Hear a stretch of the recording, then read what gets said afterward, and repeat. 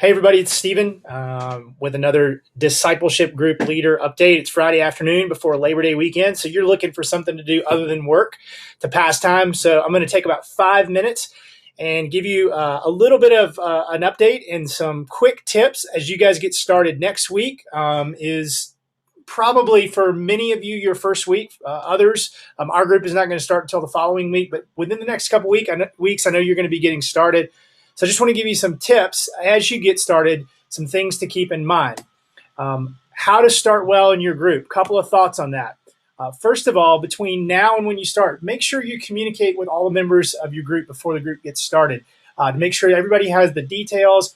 If you're not sure if you have the latest roster, you can email me. I've been sending those as I get them updated with signups. Everybody should have the most recent roster. If I've had inquiries since then, individual emails from people, I've been copying you on that. So you should have everybody's contact information, and you should have all you need to follow up with them. Make sure that you touch base with everybody before the group to make sure that they know when you're meeting, where you're meeting, and what, if anything, they need to bring for the first week.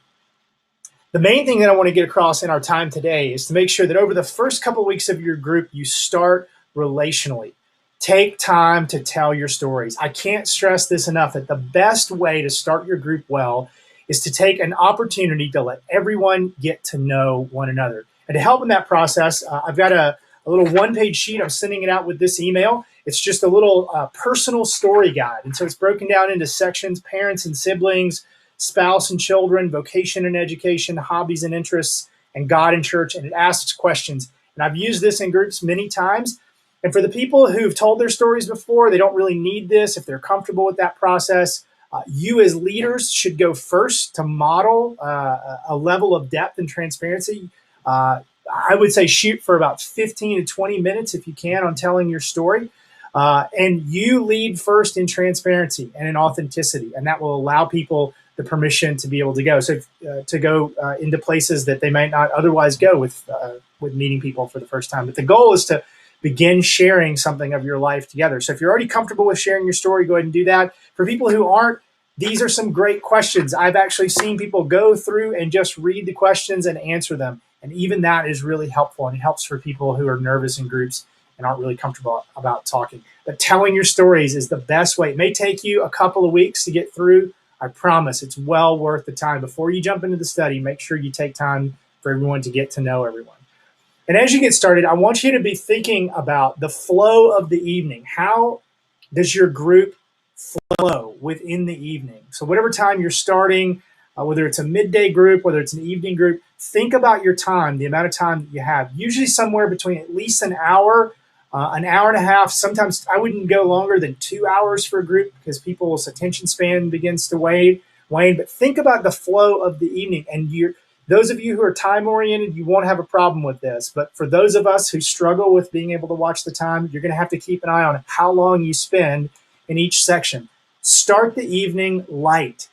Just have some hangout time. Allow people to kind of trickle in.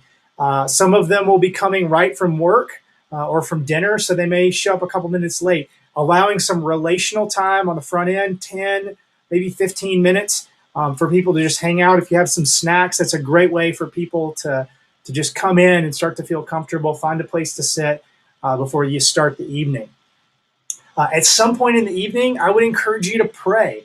You can do it at the beginning, you can do it at the end. Recognize that not everyone is going to be comfortable with praying, so I wouldn't put anyone on the spot, particularly in the first few weeks. Maybe you as a leader lead out, or if you have a co-leader, take turns with that.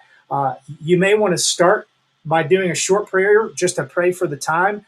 You may want to wrap up at the end by taking some time to ask for prayer requests. Be careful, prayer request time can become storytelling time, and you may end up shooting over your time. So try to manage that well. And it's sometimes a tense process, but sometimes you may need to help people wrap up their prayer requests. What should we be praying for specifically for you?